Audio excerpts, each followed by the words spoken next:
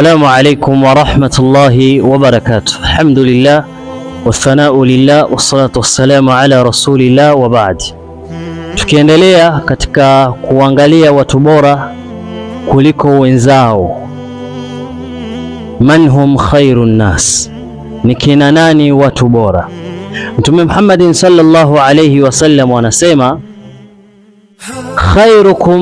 khairukum li ahli, mbora wenu ni mbora katika familia yake. Khairukum li ahli, mbora wenu ni yule ambaye ni mbora kwa familia yake. Kisha mtume akasema wa ana khairukum li ahli, na mimi ni mbora kwa watu wangu, kwa familia yangu.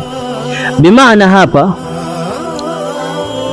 mbora wenu ni yule ambaye ni mbora au ni mzuri kwa watu wake, kwa jamaa zake, aidha ndugu yako au wazazi wako au familia yako, wake zako na wanao.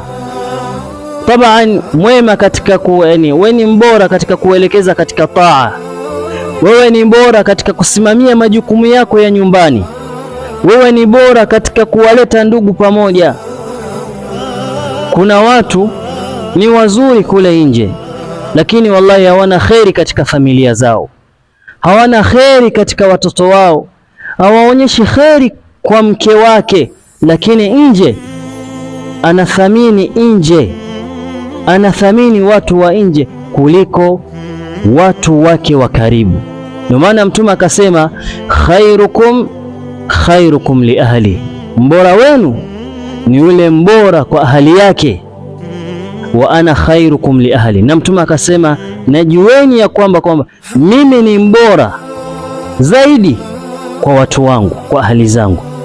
Mwenyezi Mungu atujalie tuwe wabora katika familia zetu, na tujalie min alladhina yastami'una alqawla fayattabi'una ahsana. Wa hadha